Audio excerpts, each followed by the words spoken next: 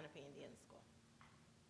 Hi, I'm Antonia Gonzalez, and I'm the anchor and producer of National Native News, which is comes out of Albuquerque, New Mexico, and I guess I'll be moderating the panel today. Thank you. I'm Alana McGrattan, New Mexico State Library Tribal Libraries Program Coordinator. We have 19 recognized public libraries on reservations in New Mexico, and the state supports them in various ways through my program. However, my career was here at the first Albuquerque and then Santa Fe Indian Schools, library media coordinator. And by the way, my name's Jennifer, as I said earlier, but I run a local nonprofit called Community Learning Network. I'm really a teacher at heart. I'm also the greatest job in the world. But anyway, I did move to New Mexico from New Orleans as a refugee, and I got scooped up by the communities here. I actually lived in Hogback on the edge of Shiprock for 2 years, and was very, very grateful to spend my time recovering and reshaping how to live life as a good human from that point on. And I run the New Mexico TechWorks project. We're mapping our tech ecosystem and promoting tech education and access. So we have amazing things happening, and a lot of times we don't all know. So today I'm really grateful, Kimball, that you said yes, let's talk. And we'll introduce Antonia, who's going to actually moderate a discussion. So our guests here can share a little bit about what's going on up here in northern New Mexico. All right. Well, thank you, everyone, for being here today. And we'll start with Kimball. Why don't you go ahead and tell us a little bit about the tribal consortium that was created to help address some of these issues facing tribes when it comes to improving technology? Sure. So I feel like, first I'd like to acknowledge the consortium members that we have in the room. Kevin has been active from Cochiti, Pueblo. Chris Ruggieri from Santa Ana IT department. Bruce Garcia, who's slipping into the back but should be in a chair that we could quickly move right here next to us. Tribal administrator from San Felipe, Pueblo. And our third member community is the Pueblo of Santo Domingo. When we came together, we came together around a funding opportunity based on the experience that some of us had. But I think that before that, we were all at doing our best, going alone, trying to bring broadband to our communities. Even here at the Santa Fe Indian School, you know, it's Santa Fe, it's the capital of New Mexico. It took us about 5 years to bring a broadband connection, and it really took us meeting the broadband people community in New Mexico, many of which I know from years now that are in the room. And to work together, to realize that we couldn't do it alone, especially if we were going to be looking at fiber infrastructure where we're working in a line. You know, neighbors have to work with neighbors to pull it off. We have to figure out how fiber works and how it can transform our technology, transform our networks, and what technology means to us. I mean, we're at a school, and you know, we always thought, you know, coming from IT, we fix our local area network, we get the fastest connection we can get, and, you know, we've done our job. But now with education, you know, your education doesn't stop at your property line, doesn't stop at the classroom. You know, it is the world. And so bringing us to the world, and the world to us is something that we realized that we needed to do. And we couldn't do it. So I said it took us 6 years for us to bring a fiber-based connection. And then when we got it, we were so excited. We're like, okay, we're going to do these great things that are important to us. And what's important? What does our tribal leader tell us is important? And it's so we turned to our 19 communities in the Pueblos that own and operate Santa Fe Indian School, to the other communities we serve in New Mexico, you know, the Navajo Nation and the Apache tribes, to say, let's do something awesome this technology. And what we realized is that their networks and their connection speeds are so slow that they couldn't talk back to us. So then we said, okay, let's back up. We have to go and work on infrastructure issues and keep programming really close behind or work in tandem, but the infrastructure had to change. So our merry band of consortium members came together, And we took advantage of what was called E-rate. It's a FCC subsidy program, E-education rate.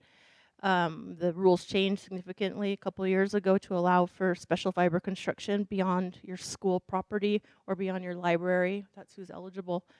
And we were able to be awarded a self-provision network for about $4.2 million to connect the tribal libraries in our 4 communities, and then have a tie back up to Santa Fe Indian School to continue that educational component.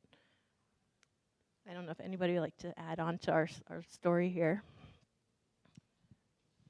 Well, first of all, what Kimball was describing in just a very few minutes here was, as she described, a very, very long process. And it was also a matter of people knowing each other to be able to collaborate and make connections.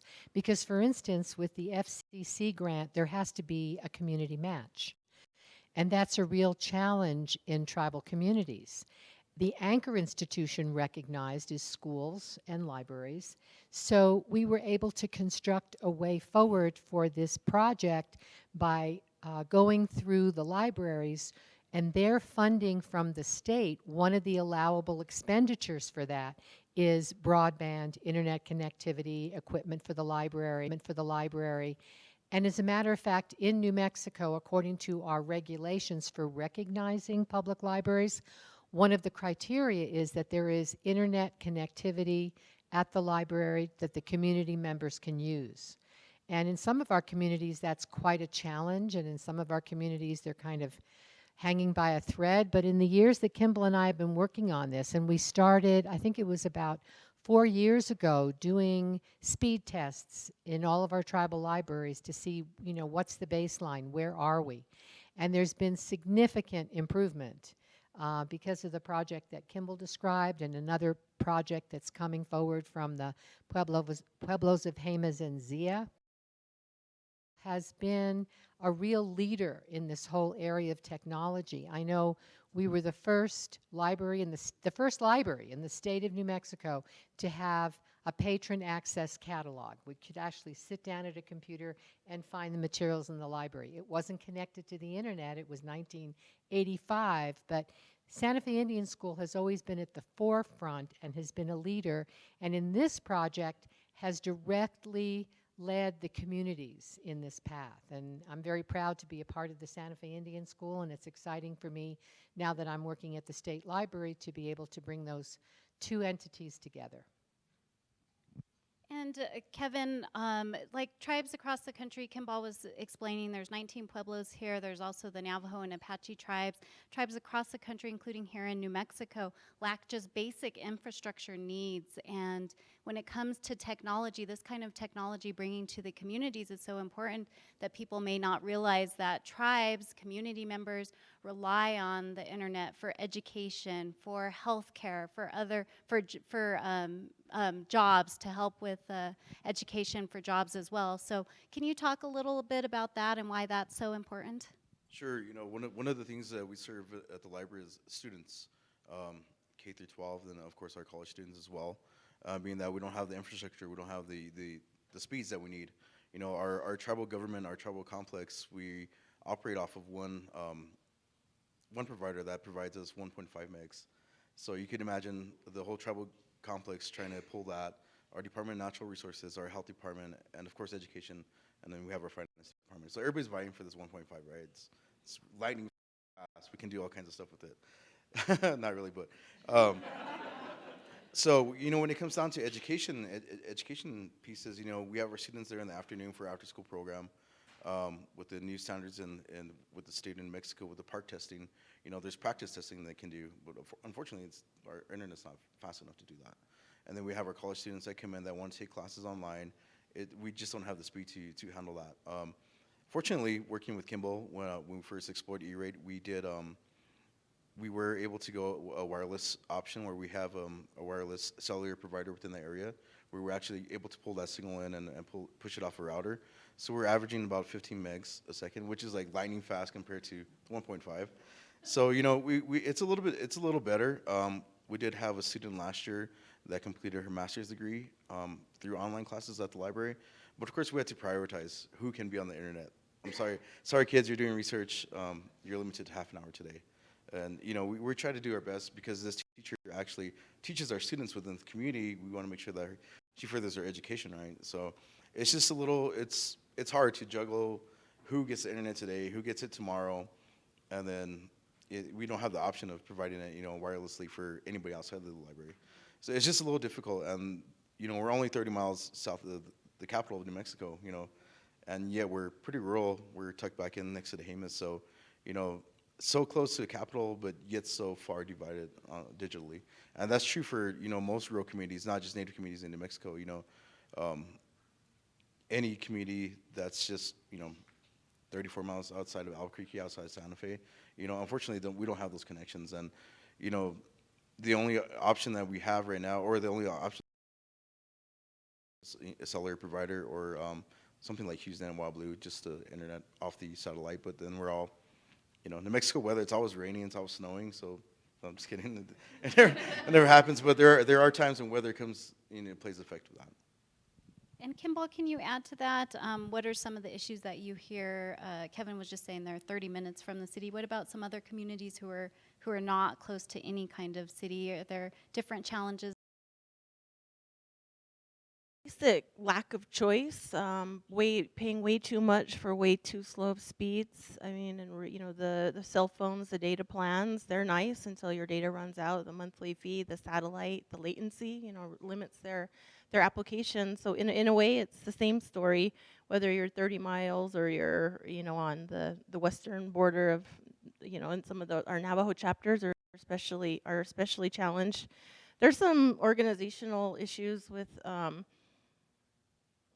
The market's the market. So when you have no choice and you have not a big budget, what are you going to do? Well, we look for programs, we look for what we're eligible for. So then we get in the game of grants and chasing things and matches and deadlines, and it's a labor-intensive process. But I guess that's a choice that we have now. What I wanted to add about the library, though, is why they're so important as critical computing centers in the communities. So where there's a public library in New Mexico, the residents are going to the library to use the computers, especially if they don't have the internet. So the education for lifelong learning, all levels of life is definitely definitely occurring there. But just everything, to get a food handler certificate, to get your driver's license, taxes, for our artisans to send pictures of their jewelry to get into a show. All these, the libraries are serving this function for everybody's daily livelihood. So with our project, that's why it was such a nice tie to work with the community libraries, so that we could at least support them at these robust speeds that, it's fiber-based, it's scalable, it's gonna be awesome. And then look to how we can serve the broader community needs. So what Kevin was saying about, with the 1T1 and how it grew, and being like, oh, here comes, the teacher, everybody off the internet. That definitely happens, but we also see that that the libraries their Wi-Fi is bleeding into the parking lot. That's the Wi-Fi for the community. So the nighttime parking lot Wi-Fi is an infrastructure. That's like for in our state, and I suspect all over the country. So I'm not sure if that exactly is what you're asking. And would you like to expand on the education needs and other services, why those are so critical to tribal communities? Well, I think one significant thing that I'm seeing in the rural communities in New Mexico, tribal communities, is that as there's an aging population, young people are needing to move home to the reservation to care for elderly parents and relatives. And let's say there's a large family and maybe there's somebody here who maybe doesn't have children in schools in Albuquerque or Santa Fe, and so maybe they're the one picked to go do that. But very often they're interrupting their education. And so if they had the opportunity to be able to take online classes, there are so many things that they can, certificates they can get online that would then lead to jobs for them later. The unemployment rate in the Navajo community that I'm working with, which is the only public library in all of eastern Navajo, which is the western part of New Mexico, and it's almost a quarter of the state. It's what we call the checkerboard area because it's not all reservation land. It's like private land, federal land, state land, so it makes easements very complex. But in that part of the state, there are a lot of elderly parents, and they don't have any resources to continue their education, or I've met some who are doing some really interesting entrepreneurship things, either in the arts, or I recently met a young man at Torreon who's developing a tourist business to do boutique tours to different areas that would be more appropriately done by a Navajo person. But without a robust connectivity, you can't really have a business and you can't continue with your education. And Kimball, maybe you can expand on some of the progress and some of the projects that are being worked on, including what you had mentioned about bringing the fiber network to some of the Pueblos, including Cochiti. Sure.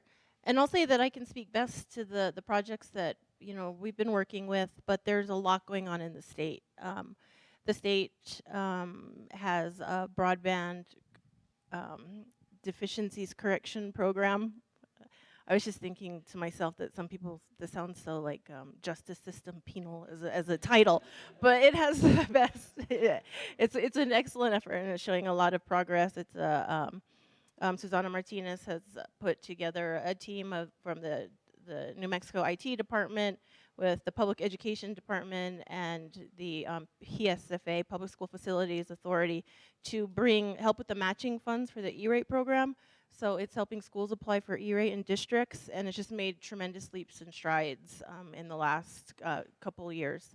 So I know that that's happening. On our tribal front, we taken a different approach, and that's to say, your school do it this way or your library do it this way, but kind of look at it geographically, community-based approach, and say, okay, you're the library and the school in that community. You need to work together, and then you need to work with the one next to you, and let's get together all of those interests. And so we formed two consortium, one in the Middle Rio Grande, which includes the 4 Pueblos that connect Albuquerque and Santa Fe. And then there's a Western consortium going out of Bernalillo, and that includes Jemez and Zia. The Middle Rio Grande includes the 4 tribal libraries, and then the Jemez Zia includes 2 state, and then their 2 tribal libraries. Both were funded in the 2016 E-rate cycle. That was the first year that special construction projects were allowed. They both are about $4 million and include about 30 miles of self-provision networks. And then there's the mower right there for us, if you're wondering, the happy moan. And they build to Bernalillo, and then they switch to a pair of leased dark fiber that goes into 505 Marquette and Albuquerque, our regional co-location space. It would have been prohibitively expensive to build into Albuquerque, and there was a provider that leased dark fiber, so then that was a nice tie into the project. They both have to be lit by June 30th.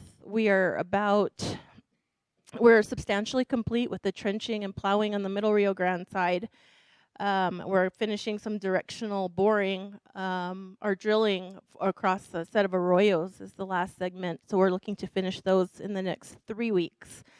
It turns out that those arroyos, like when you're going from San Felipe, going past the San Felipe's casino, there's that arroyo underneath there, or a little bit farther up at Santo Domingo, where you see them running when they're raining, but they're usually just like dry arroyos. Well, those are considered navigable waterways under. And so we had to get, Army Corps permits. We have to go like way down, like 10, 15 feet down, and then we hit rocks. So the first directional drill they brought out, it wasn't big enough, and now we're now to the second one. Now we're to the big one with the big, that takes like a 6-man crew and 3 vehicles to operate. So we're learning a lot about dirt and and how to get through it. So it's been a physical process to this point, and working through just needing the cooperation of our tribal governments and having their support at the governor and the council level has been critical. The tribal administrators, Bruce is one, to be able to have the awareness of how funding works internally from the tribe and put it together with resolutions and get it through the tribal process to interact with the constructor who needs to submit some of that paperwork to go into a DOT permit or a railroad permit, then they can actually start the construction. So we've learned tremendous amounts through, and I'll just say it, I think 2 years ago when this one had the bright idea to say, let's go for it. And there are 3 of us in a room. It's totally his fault. We didn't know what we were getting involved in, and I don't know that I would have been so brave to do it, knowing what the work effort was. But I will say that our team, our consortium, you know, we have education, we have IT, who's played a critical role in tribal IT. It turns out that a lot of us, half of our tribes, do not have IT departments, so we can't rely on their expertise. When we have the broadband connection, we can't assume that there's something to plug into. So we've really had to bring the tribal networks up to a certain standard, or to organize them, to say, okay, Santo Domingo, we're gonna bring in one big internet connection, and then you can distribute that, you know, over your network, as opposed to those, you know, 12, 15 tribal programs, some of them having multiple internet connections, multiple internet contracts, T1s, hotspots, satellites, whatever they could scrape up. So they're paying an enormous monthly recurring charges for, you know, very, very just spotty service. So we've had to learn how to support our tribal IT. We've learned Santa Ana. Chris has showed a lot of leadership. Their network, they actually have a wireless community network already in place. They already had a partial fiber ring.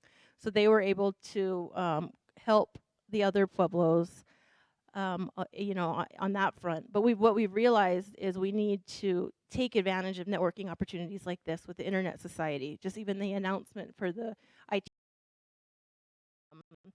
go meet with UNM, go meet with Aaron, and come together as a learning community for IT, because we're going to have to develop our own IT professionals somehow. And this is just an open offer to everybody to join us. If you want to teach us or you want to learn from us, we really need to build our internal capacity. And I think as we move beyond the dirt, and once we light up, we can return to programming and say, okay, we just built this awesome tool, but we have to use it well and responsibly for the benefit of the community. Also be good. But also to develop that capacity around just IT stewardship. And when is that planned or scheduled for? Is there a date? Oh, we have to be lit by June 30th by E-rate. That is the extension. By some way, we will have those 2 networks lit. And yes, that's it's exciting. The Middle Rio Grande, we're ahead of schedule, which is awesome. Hey, Mazia, you'll see that equipment out going 550 in the next couple weeks. And Kevin, if there's some tribes, some IT people watching who are interested in what the Pueblos here and the Navajo and Apache tribes are doing, what is some of the advice if they want to do something similar to bring to their communities? So some of the advice we can give is, you know, give us a call. We've been through it all. We've been through the beginning phases. Apparently it's my fault, like Kimball said. But it's been a learning experience through the whole thing. Our consortium, when we first banded together, wasn't just to get internet for our rural communities. It's really to help out Native America, any rural community. So anybody that needs help, especially with E-rate and going forth. At our last meeting, I had mentioned that I want to pose to our tribal librarians that we present at the next ATOM. It's a tribal kind of librarian conference, the national one, to present there and talk about E-rate and the possibilities and the programming that it could bring into communities. So anybody that has any questions related to E-rate, any way we can definitely help out.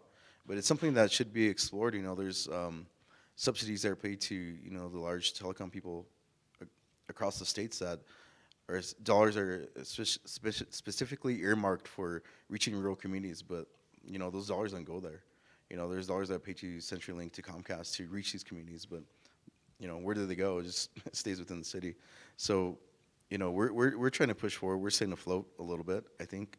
But any way that we can definitely help out any community or anybody, we're definitely here to do that. And anybody that wants to join our consortium and helping us, teaching us, we're more than welcome to.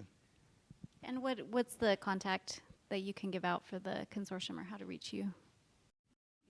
Or whoever the contact is. Santa Ana's setting up a toll-free number for us. You can reach us through Ameren Critical Infrastructure. Ameren is historically a Native American insurance company, but has really been fast-forwarding from their beginning in protecting tribal homes and tribal communities to nowadays, where the critical infrastructure is the fiber optic, and they felt like they wanted to create an arm that would be dedicated to supporting tribes all across the country. But it's Ameren Risk is the website, and then you can find our contact information there, and I can forward it to the group. And Kimball, you had touched on it a little bit. Maybe this is a tribal leader question, but how important is tribal sovereignty when it comes to bringing in these projects? And you had mentioned collaboration and making sure you're working, everybody's working together. So you have the tribal government, local, state, and federal level. Can you expand on how important that is? Well, I would almost want to throw the mic over here to Bruce so he can add from a tribal perspective, but it's huge. This is, when you think self-determination, this is a prime example of self-determination. It's the tribes coming together, providing for themselves, and not expecting other people to do it for them, or not saying, with just saying, we have a need, what are our resources here, who can we put together, and let's figure it out. And that's what we did. With the broadband, it is such a core function of all, as we know, all aspects of business, of government, public safety, health, wastewater treatment. The SCADA system, that's where we're seeing a lot of fiber coming onto the reservations. If we want to start doing more like green grid applications or thinking about energy solutions, it's going to play a vital role. So I think this is the backbone and the communication infrastructure that is going to springboard other tribally, self-government, self-determining projects forward. It's going to be the conduit to make them all easier. Bruce, would you like to, we'll open it up to questions. Let me have, Bruce, can you introduce yourself and just answer the question of tribal sovereignty and how important it is to have all the different entities working together? Okay, sorry I was late, everybody. Hear me? Okay. Yeah, I was busy walking up hills trying to figure out where do we put the cell tower that San Felipe needs. So this really is, as the topic is, a true effort in tribes determining their own sovereignty needs in the community and doing something about it. We have engaged, for San Felipe, I know our IT department engaged CenturyLink to come in and build the infrastructure, but we were too small for them to make any profit. So we had no choice but to say, okay, to me, and I always preach in the community to our younger generations that we're sending them off to get their education, get their degrees. We support them with tribal scholarships, and why not utilize them when they come back?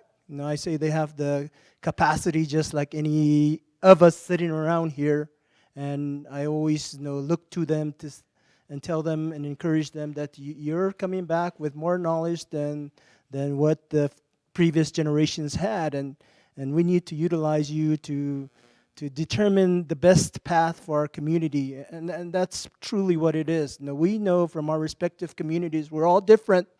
Although we have got 19 Pueblos, but we have different ways of doing things. We have different dialects. There's 7 Carisan Pueblos, but we all speak differently, in our dialects, and we have to understand that we can't be grouped together, and say this is your one language that you have to follow. Here's the Keres language, because it's going to be different. So things like that do occur, but our Pueblos have the capacity, and I think with the education and training that our younger generations are coming back with, it gives the Pueblos that, it gives gumption to believe in themselves and to do what's necessary for their own benefit in the communities.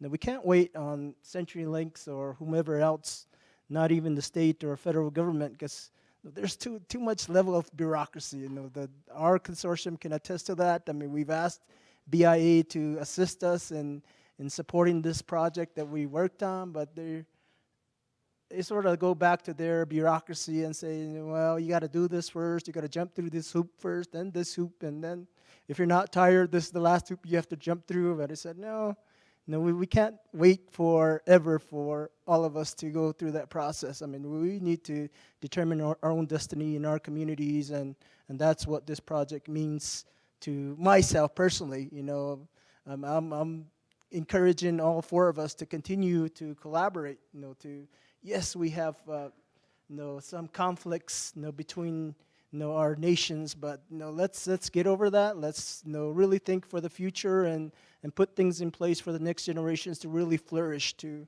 not just be last on the list of things that are bad that New Mexico always comes out on, but let's give them the support and the tools that they can be top in any list that comes out, to be top, have the most degrees, have more doctors, have more attorneys, engineers, and whatever that they have hopes and dreams about.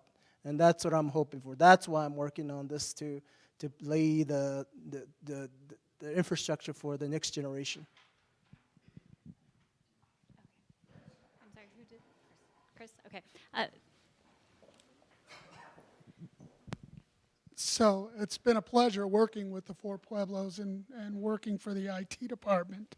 Some of the challenges we've had, I think as you've gone around the room and listened to people, we're talking about the education and the libraries, but you hear other items that come up, SCADA. You hear providing businesses that are on these tribes. And one of the challenges we've come across is these federal subsidies are very defined. You can do this, but you can't do that. Now, I come from Chicago. I moved here 20 years ago, so I come from a business background, and my goal is sustainability right from the get-go. I want to make it sustainable. Well, the way the federal subsidies are written, it's tied to the library. It's tied to a library entity. There's no way to make that infrastructure sustainable the way these grants are written. And infrastructure is critical to more than just education in these areas, and it allows it to become sustainable. It's nice that E-rate provides a subsidy. It's nice to get a subsidy from the federal government. It's better to be able to walk on your own in a few years and not have to depend on those subsidies. Give a fish, teach a fish, teach to fish, basically. So I would like to see, the ability to do that. We've been working hard to figure out how to build out our own. Santa Ana is kind of fortunate because we're on the border of Bernalillo, Rio Rancho there, but as a consortium, we've been trying to figure out how we can work to come up with something that's sustainable in addition to just being dependent on that federal subsidy as a group. So I'd like to mention something that hasn't been stated, but one of the reasons I got involved or started learning about E-rate is that we were working on trying to complete, or apply for the electronic health record that Obamacare enabled for, tribal communities and under IHS to develop an electronic health record system where our clinics could communicate with our Santa Fe service unit, but we didn't have the infrastructure. So, because of the lack of infrastructure, we lost out on that, funding, and we had to try to figure out how do we get connected in a robust manner where records could be sent back and forth. But it is critical for tribal communities in terms of that, their healthcare system as well. I mean, we're dealing with that now through this fiber optic project, and because the tribes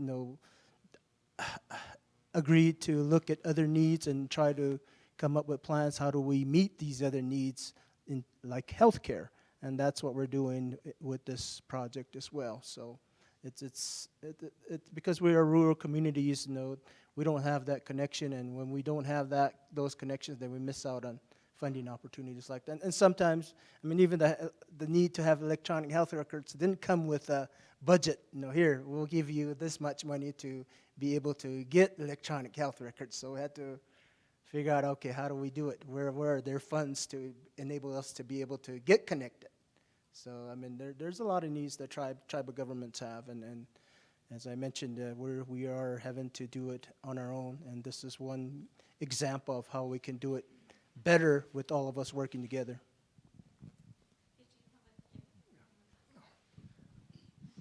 Good afternoon. And It's on. am I on? Yes. Again, this is Elroy Nakadne. I'm working with the Navajo Nation. I'm not a IT expert or anything else. And because I'm not an IT expert, I went out and recruited two, I think, of the most experienced experts in the developing fiber connection. That's Mr. Don Knight and Dr. Rivera. And the reason we want to do this is really for purposes of economic development on the Navajo Nation. As you may have read papers here and there, the tribe's revenue is starting to decline because of a high use of coal, and now they're going to shut down generating units that were using coal as fuel. And because of that, our revenue source, I think I heard the figure, it dropped 100 million last year going to the tribe. So now we're looking at what are the economic development opportunities. And we looked at everything, and when we finally got all the information, we said, wow, the Navajo Nation sits right in the middle of an area called the Colorado Plateau. We found out, if you look in Wikipedia, it says that nothing has moved for 600 million years. So we have these skinny rock towers that go up 8, 10 stories up like this. They haven't fallen over yet. That demonstrates the stability of the earth right in here. The other thing we saw was that we looked at the weather. The weather is not extreme. We don't have big old floods like they did recently over in the southeast. We don't have earthquakes. We don't have tornadoes. We don't have volcanic activity, et cetera, et cetera. So what we said is we went through a listing of what is it good for. We said, what if we created a haven for data centers? What we needed is a fiber ring, redundant fiber, and redundant power systems. Well, way back when we were thinking about this, we had those power plants all around, surrounding the reservation. And we said, that's going to be our source of power there. But as it turns out, all those connections were already contracted out. We couldn't get anything if we did. So now we have to create our own power source, and that's what we're doing. We're working on a first power plant between Winter Rock and Gallup. The second will be up at Kayenta. The third one will be at Cameron. Now, we're looking at, somebody said, if you're dependent on the federal government to do all this stuff, you might as well wait another 200 years. So what we're going to do is go after private financing to do the rest of it, the fiber ring, so that we can create this industry within the reservation. And when we talk to our tribal leaders that are in charge of economic development, we told them, look,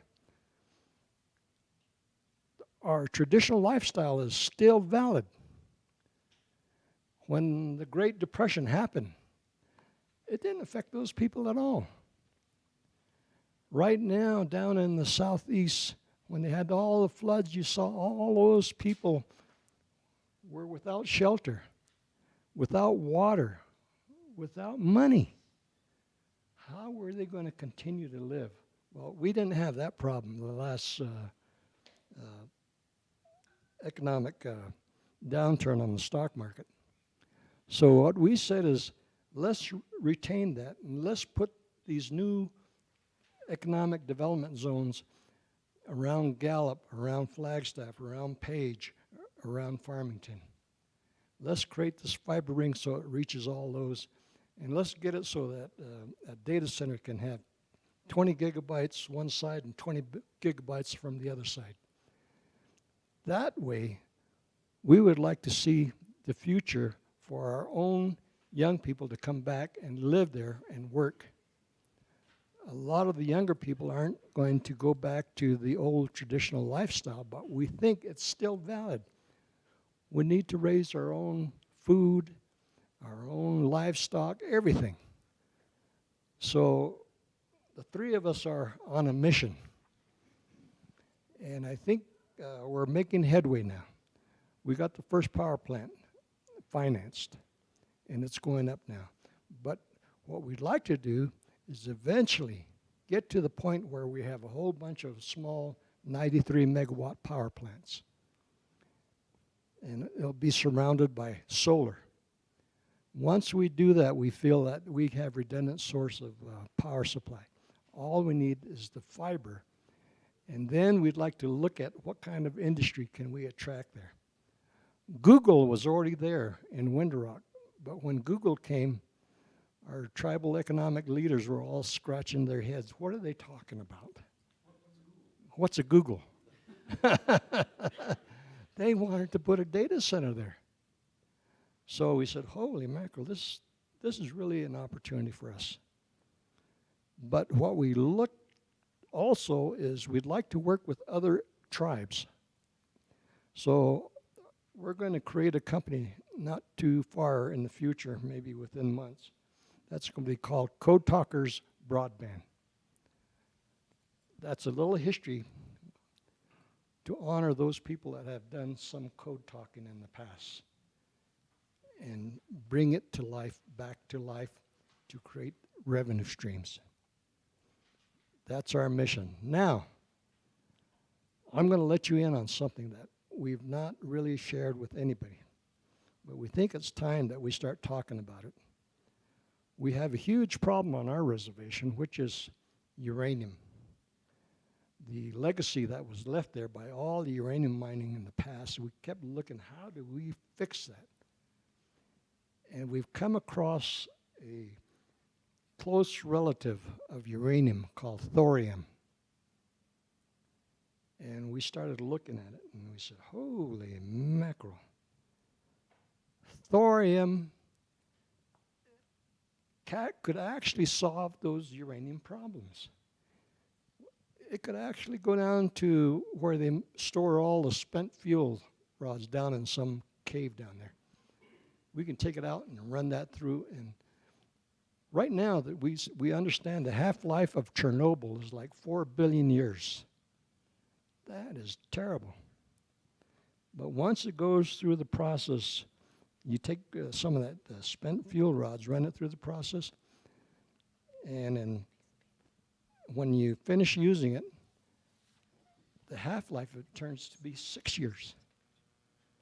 6 years, that product is dirt.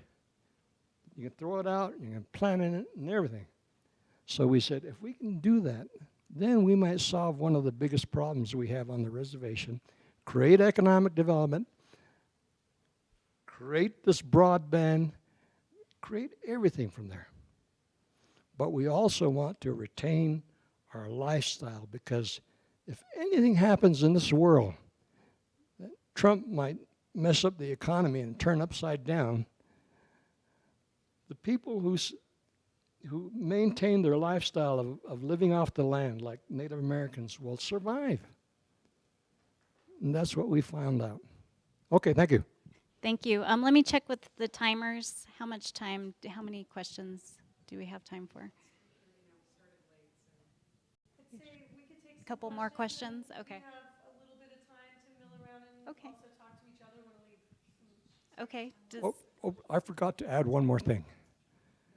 My notion is this: if you're going to make anything happen, I think this group right here should select somebody that is on this committee that's going to design something at the federal government level. Am I right? Yeah, for those of you who may not know, on January 8th, Trump signed an executive order for rural communities, including tribal lands. And there's an infrastructure architecture working group falling out of that.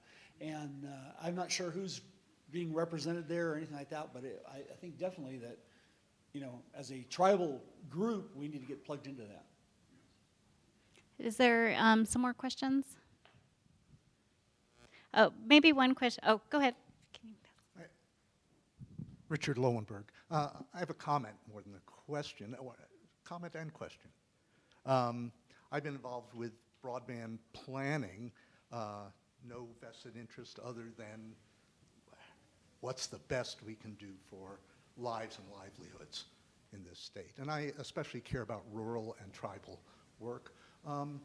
As a result of the Internet Society's Indigenous Connectivity Summit in early November, I was, which First Mile Institute and I were peripherally involved in and co-sponsored, I was a bit disappointed that the program ended out of time without any coming together or conclusions or next steps, which I think is really important when you get such great people together. What can we do rather than just tell our story? So thinking about that afterwards in the last couple of months, I thought, all right, there's something I can do, or I'll take on a challenge, and that is to produce a current New Mexico tribal broadband rapid assessment report. Just talk to all of you, talk to others that are involved rapidly. It's not an all-inclusive report. It's very hard to do that. But it's a snapshot that helps with decision making within those communities and among legislators and among others. Just what have we got? What don't we have? What do we need? Who are the primary contacts for doing that work? And a few other very simple things. If you just do that like a page per 19 pueblos and the additional tribes, so you have 23 entities in the state, at least, plus some federal funding and state agencies and other things, that's already a sizable short report. But I'm working on that right now. And I think it's useful, and I need as much help as I can get, information, resources. So after, you know, as we end this, I'd like to just exchange contact information and follow up with anybody so we can produce something yet this spring. It's not a big effort, and you know, there's no funding right now. I just thought it'd be useful to do that. Have a current snapshot with good resources. Thank you. Leah, did you have a question? Okay. Here. This is a question for our panelists, I think, or Bruce, since it sounds like you've done a lot of work on this too. This might be a question for you also. And it's two questions, and in journalism school they tell you never to ask two questions back to back because it's confusing and no one knows which question they're supposed to answer. So you can pick which question you want to answer, or maybe you want to answer both. But I'm curious about two things in particular. One, what is your sense of how different your consortiums are and your efforts are from other states and other tribal nations in other states outside of New Mexico and outside of Navajo Nation? Where do you feel like you fall, just from your perspective? And then my second question is, what was the most surprising challenge about your work so far? Something that you thought would be relatively easy that turned out to actually be surprisingly hard. And I feel like that might be helpful for other rural communities and tribal nations who are trying to do this sort of work. So, Kimball, thanks. Okay, I'll give you just a fact first, and then I'll buy time to think to the other one. So these two applications with E-rate, the rules changing, self-provisioned, all of us first 2016 applications are out on the forefront. For our two tribal consortiums, they were the two largest awards in New Mexico in that year, and they were the only tribal applications of their kind. So we, you know, we just, the program was new, the FCC order was new. USAC implementing the FCC order with a new online portal that was almost developed when they told us that we all had to use it, and that was an adventure.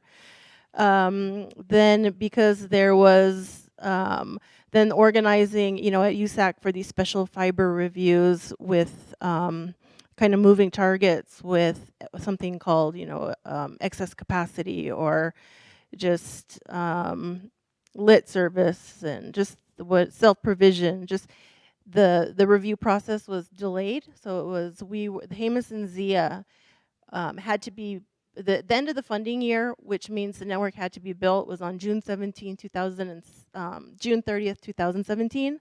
They were awarded in the morning of June 30th, 2017. So that gave us, you know, less than 12 hours to build the network. So it's a great program, and it's $4.9 billion, $3.9 billion every year for E-rate for schools and libraries. It's the biggest federal source that I know of right now. So, you know, that makes it worth the effort, but it was really challenging just to work through the program as their rules were evolving. But just as far as us being similar to other tribal consortia, we don't know that there are any other tribal consortia now. But we feel like we've figured out that you really need to work with your library and school together on tribal land, because most tribes are gonna have a tribe and they're gonna have a school. So if you can get them to talk, and it's interesting, and maybe this is an assumption that we make, is that because you live at Cochiti Pueblo, that everybody's doing their thing, but people aren't necessarily talking. Like Indian Health Service gets their money from the same old pot they've been getting it. They know their rules very well and what their limitations are. Next door might be the library, and then next door will be the school. And it turns out that people aren't talking to each other. So they're not coordinating their efforts. And the libraries and the schools especially have such a similar mission that we are not doing ourselves any favors by not coming together regularly to do you know, joint efforts. And I'm going to think on the thing that was the most surprisingly hard. Well, maybe Kevin. I was gonna actually pass it off to Bruce. But I guess speaking of that, we don't know of any other Native consortia that are out there. Like you said earlier, if there's somebody that wants to band together to create one, you know, we're definitely here to help. But just time-wise, you know, this planning and preparation for this project has been a long 2 years. And we meet every Thursday. It's supposed to be for an hour, but usually goes about 3 hours. So it's just real time consuming. We find out new things coming to light every Thursday. So today has to be Internet Society meeting on top of the regular meeting. So it's just a lot of our efforts, a lot of our time that I would normally spend doing programming for our community has been spent just trying to get this infrastructure in. So I'm hoping that once things get lit, we can return to programming and providing that service for our community like we normally do. Bruce? I got an example as far as what's funny to me.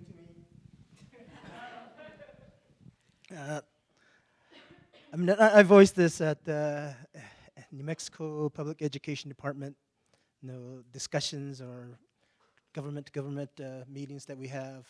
I mean, there's an initiative by, I hope I'm not offending any, you know, New Mexico department people, GAR, no offense. But I mean, there's money that's been set aside by Governor Martinez and staff, and to connect all public education, you know, schools, and yet I mean, we're willing to bring, you know, the Bernalillo Public School, who's right to the south of San Felipe, but they have to get to their public school in Santo Domingo, and the fiber that we're building is running right in front of the school, which is, unfortunately, it's a BIE school, Bureau of Indian Education, and we're having a difficult time in having them agree. And it's just, what is it, 50 feet away? Why can't we connect that school?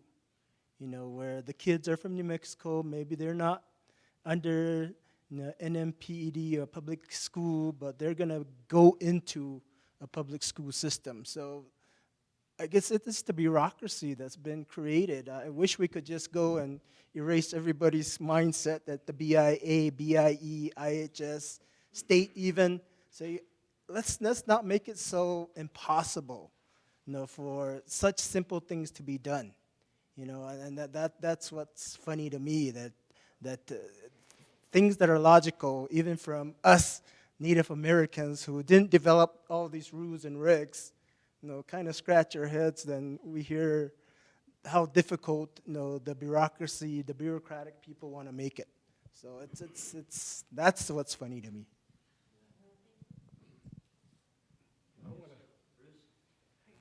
Rebuttal. May I just add to that?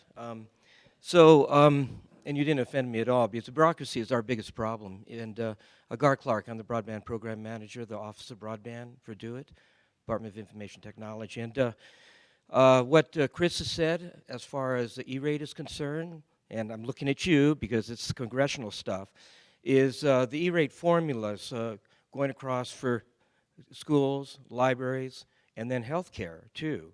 And not to mention Lifeline, we'll leave that out for the time being. But these are all should be together in a combined formula.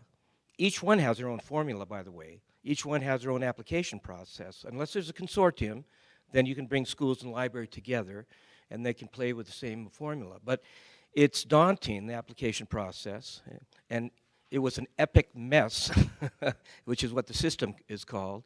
And so there's a lot of collaboratives out there, like Shelby, the Schools, Health, and Library Broadband Coalition, and others, which are saying we really need to look closely at combining all of these grants, so that it's not that if you're a school and you apply, you can't light up the library if you have excess capacity, unless they have their own E-rate, or you go into a consortium. That healthcare clinic right next door, you can't plug it in. I mean, that's like stupid talk. I mean, because all of this is our federal money. It's strands that are sitting in there, and it's cheaper to put in a certain number of strands than what you actually need. And so that excess capacity should be utilized to light up other CAIs, So that's something that we're working on, and we'd like to see change because of the bureaucracy. Now, the Governor's Broadband for Education initiative, which is run out of our office, but is a collaborative between Public Schools Facility Authority and also PED. And that model, we developed that model where we actually hired an E-rate specialist as a consultant to assist any publicly funded school on tribal lands. We can't touch BIE or BIE grant schools, which is too bad because they're part of the fabric, that I just talked about. So, but what's good about these funds is that they're, again, only for schools. $50 million, 5 years, $10 million a year. We had to harvest a bunch of that out, but right now we've got brought in $40 million of federal funds, and leveraging only $3 to $4 million of state funds. So it's been very, very highly successful, and we've been lighting up a lot of schools as a result. We need to do the same thing with libraries. We got some legislation now to create a library fund with $1 million in it, so that we can do the same model that we're doing in tribal libraries that are publicly designated. Will be eligible for these funds, and also to have a consultant to assist libraries, because that's a big part of it. So, so we're doing the same thing also with healthcare, and healthcare, by the way, that on the USAC side, the federal side, is a mess. I mean, healthcare clinics aren't able to pay their bills. I mean, CenturyLink is shutting them down because they're not getting the money that's due to them. So. I sound like I'm whining, but what we're really doing is we've accomplished a huge amount as a collaborative. I mean, this is part of the collaborative and the statewide, and we're thinking holistically. And along with the libraries, we're looking at other technologies. Alana and I are going to talk about TV white space coming on, and looking at grant dollars where we can see about getting TV white space out there through the libraries into the communities. And so we'll be talking more about that. Navajo Nation, you guys got 96 strands coming down to Farmington. You know about that? And 96 strands is a lot of stuff. But it's when you talk about SCADA, it's about water. So it's a water project. The settlement that's coming down from Farmington all the way down, it's going to feed Zuni, but it needs a smart grid. And that smart grid is, in order for the pumps, the transformers, all that kind of stuff, 96 strands and is a huge thing. 12 strands are going to the city of Gallup, but that's going to be huge coming down, and that's a federal project, $1.2 billion as a settlement. So there's a lot of great things happening, and I can go on, but I shan't. Thank you. Can I make one little comment about touching what Bruce and Gar said? So the Rural Healthcare Connect program for the electronics records that San Felipe was considering, it was the fund that we were looking at to use to serve that need. I was on San Felipe property looking at our fiber pedestals the other day, and I have a really nice picture of the fiber pedestal and then the barren landscape and this herd of cows walking by. And I was just smiling to myself. But when we went to research the Healthcare Connect program and looked up the rural, because it's a rural program, we found out that none of our communities are rural per their definition. So the logic of some of the rules of the federal monies is beyond my comprehension at times. Go ahead.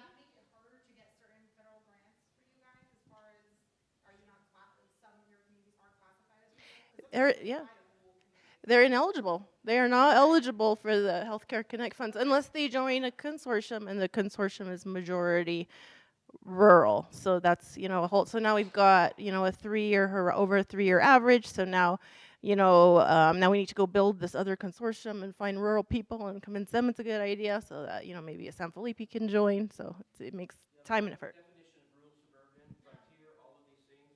Each federal government has a different criteria. It's very confusing, but also too is based, at least this one, is based on bad data. Well, illogical information, I would say. So it can be done better. Well, I think we want to leave some time for mingling and talking and some more intimate conversations with each other. So I want to thank our panelists today, and thank you to the Internet Society and Solutions Journalism. And more information can be found on the Internet Society's Facebook page and website as well. Yep, I'll just add a quick thing. The Internet Society, actually in the back, we have a whole team from AV Systems. We want to say thank you for connecting us to the world. And Jolly in New York City, believe it or not, has been streaming our conversation to other rural and even indigenous communities that are also struggling with similar challenges, thanks to the Internet Society. Meredith and I also want to just add, if you are not already a member of the Internet Society, it's free. You can jump online, internetsociety.org, join the Internet Society, and then click on the New Mexico chapter. This chapter is a grassroots effort for us to connect with each other. I'm going to go off on a quick tangent because I do have an elder Navajo friend of mine who said, when I very first moved here as a refugee from Katrina, he said, well-being is nourished by being accountable to a people and a place. And our world is a little crazy right now. And he said, we're in a crisis of kinship. So I think Richard often tells me, underneath the internet, it's so much more than wires. It's so much more than fiber. That's you, Richard. And on all of those counts, getting together like this, spending time, learning from each other, talking and helping each other is critical. So I'm grateful for everyone to show up on a busy week. Thank you all for coming together. Please join the Internet Society, and we are building an organization and a board. So if you would like to help us do that for the New Mexico chapter, we would love your assistance. Please see Meredith or me. And last but not least, I did bring a representative from the natural world, and I have 4 plants to share with all of you for speaking today, just to remind us who we're really accountable to, but also to say you guys are growing some amazing things. And just as a reminder, we'd like to pass these down and say thank you. And keep it up. We appreciate it. And thanks for sharing your stories with us today. Anything else? Yeah, I just want to add thank you so much for National Native News and for Antonia Gonzalez for coming up from Albuquerque to moderate this. Thank you so much. Thank you. There's coffee, there's snacks, there's even some candy and brownies, so help yourselves. Thank you again, everybody. We appreciate you. Thank you. Sure.